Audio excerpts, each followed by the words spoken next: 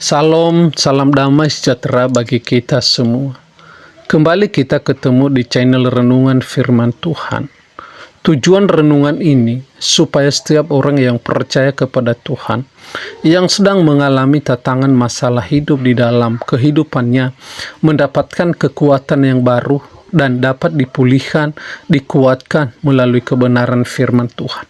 Itulah sebabnya channel ini hadir bagi kita, supaya bertujuan bahwa kita tidak putus asa dalam setiap persoalan masalah yang kita alami. Bahkan kita juga mengerti bahwa di dalam persoalan itu ada Tuhan yang selalu menyertai dan memberikan kekuatan kepada kita. Itulah sebabnya tiap-tiap hari kita akan merenungkan kebenaran firman Tuhan. Sebelum kita merenungkan kebenaran firman Tuhan, terlebih dahulu kita berdoa di hadapan Allah. Bapa yang ada di dalam surga, yang penuh kasih di dalam setiap kehidupan kami bersyukur bahwa Tuhan selalu ada bersama kami, yang tidak pernah mengenal musim di dalam kehidupan kami. Itulah sebabnya kami sebagai anak-anak Tuhan yang tetap percaya di hadapan-Mu, kami serukan di hadapan-Mu, berikan bagi kami roh-Mu, berikan bagi kami kekuatan, sehingga semasa kami ada di dalam dunia, kami layak dikatakan bahwa anak-anak Tuhan, karena kami mampu mempertahankan iman kami di hadapan Tuhan. Terima kasih Bapa, berikan bagi kami roh-Mu, sehingga kami mengerti, memahami, dan kami tahu bahwa selalu ada Tuhan bersama-sama dengan kami. Terima kasih Bapa, inilah doa dan permohonan kami. Dalam nama Tuhan Yesus kami berdoa. Amin.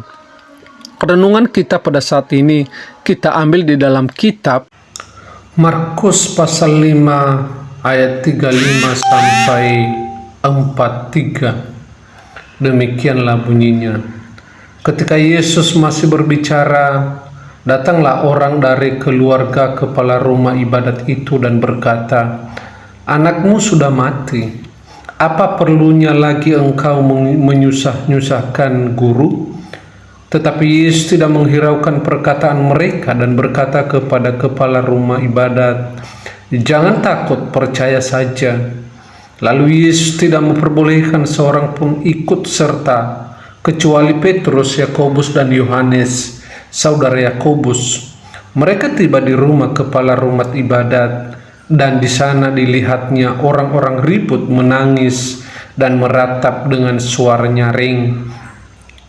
Sesudah ia masuk, ia berkata kepada orang-orang itu, "Mengapa kamu ribut dan menangis? Anak ini tidak mati tetapi tidur." Tetapi mereka menertawakan dia. Maka diusirnya semua orang itu, lalu dibawanya ayah dan ibu anak itu, dan mereka bersama-sama dengan dia masuk ke kamar anak itu. Lalu dipegangnya tangan anak itu, katanya, "Talita kum," yang berarti, "Hai anak, aku berkata kepadamu, bangunlah." Seketika itu juga anak itu bangkit berdiri dan berjalan, sebab umurnya sudah 12 tahun. Semua orang yang hadir sangat takjub. Dengan sangat ia berpesan kepada mereka supaya jangan seorang pun mengetahui hal itu. Lalu ia menyuruh mereka memberi anak itu makan. Tema kita saat ini, Yesus yang berkuasa. Yesus yang berkuasa. Sebagian besar dari kita pernah menyaksikan sulap atau atraksi yang dilakukan sebuah pertunjukan. Acap kali pertunjukan itu mengundang decak kagum dan sorakan wow yang bergema karena kelihayan sang pemain yang mempertontonkan trik-trik yang mereka latih dan pelajari.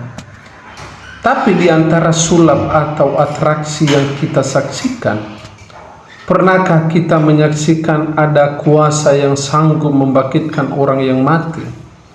Hal ini terjadi di tengah masa pelayanan Yesus. Berita mengenal mujizat yang Yesus lakukan bergema dan mengundang perhatian banyak orang. Di tengah berita yang tersebar, ada seorang kepala rumah ibadat yang menaruh harapan agar Yesus menyembuhkan anaknya dan sedang sakit parah. Akan tetapi ketika dalam perjalanan datanglah berita bahwa anak tersebut telah mati, sehingga keluarganya berpesan agar Yesus tidak perlu repot untuk datang. Namun Yesus berkata, "Percaya saja." Sesampainya di sana, Yesus berkata bahwa anak tersebut tidak mati tetapi sedang tidur. Tentu perkataan ini seperti lelucon bagi orang banyak yang menyaksikan kematian anak tersebut. Namun Yesus masuk, memegang tangan anak itu dan berkata, "Talita kum," yang berarti, "Hai anak, aku berkata kepadamu, bangunlah." Saat itu juga anak itu bangkit berdiri dan berjalan. Melihat apa yang terjadi, semua orang yang ada di sana menjadi takjub.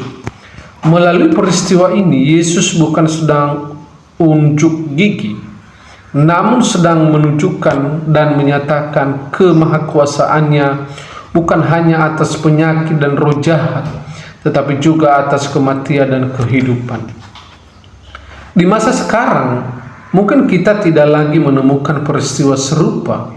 Namun ketika kita melihat kembali apa yang disaksikan para penulis Alkitab, bahkan ketika melihat perjalanan hidup kita dan apa yang Yesus kerjakan di atas kayu salib, bukankah seharusnya semuanya itu menyadarkan kita akan kemahakuasaannya? Jika dipertunjukkan sulap dan atraksi bisa mengundang decak kagum kita, dapatkah kita berdecak kagum atas kemahakuasaan Yesus yang telah kita saksikan dalam sejarah dan kehidupan kita? Apakah kita menaruh iman yang teguh kepada Yesus yang Maha Kuasa itu? Bapak, Ibu, dan Saudara yang dikasihi oleh Tuhan Yesus Kristus, ini adalah terjadi mujizat ketika banyak orang yang percaya. Tetapi berbeda apa yang dilakukan oleh Tuhan Yesus. Tidak ada satupun yang percaya kepadanya ketika ia menyembuhkan anak itu. Kenapa? Karena semua orang yang ada di situ, mereka melihat bahwa anak itu sudah meninggal. Tetapi karena Yesus adalah anak Allah dan dia juga Allah sendiri, maka ia berkuasa untuk membangkitkan orang yang mati. Itulah sebabnya tidak ada yang mustahil bagi Tuhan ketika ia melakukan dan mengerjakan hal itu bagi kita. Itulah sebabnya kita sebagai orang yang percaya sampai saat ini tidak ada keraguan dan ketakutan kita dalam keadaan apapun, situasi apapun. Yang penting Yesus tetap bersama-sama dengan kita. Tetapi jika Yesus tidak bersama-sama dengan kita, kita tidak mungkin bisa hidup dan kita tidak mungkin bisa kita menjalani hari-hari kita. Itulah sebabnya mulai saat ini mari kita kembali dan berpegang kepada Yesus, karena hanya Yesus yang mampu untuk melakukan segala sesuatu di dalam kehidupan kita dan di dalam pergumulan kita. Demikianlah renungan kita saat ini. Bapa yang penuh kasih, di dalam nama Tuhan Yesus kami mengucap syukur buat firman-Mu, bahwa firman-Mu mengajarkan bagi kami, membangkitkan iman kami yang telah rontok saat ini. Dan kami percaya bahwa kuasa dan mujizat Tuhan ada bersama-sama dengan kami. Tolong kami Tuhan, berikan bagi kami kekuatan dan iman, sehingga kami tetap percaya di tengah-tengah kesulitan yang kami alami. Di dalam nama Tuhan Yesus kami berdoa. Amin. Demikianlah renungan firman Tuhan ini. Semoga Bapak Ibu dapat diberkati. Jika Bapak Ibu diberkati melalui renungan ini, silakan like, komen, dan subscribe.